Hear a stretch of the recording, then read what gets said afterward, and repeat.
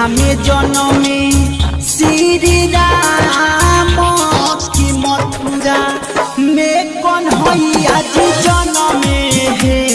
अयोध्या में जन्मे श्री राम की मथुरा में कन्हैया जी जन्मे है।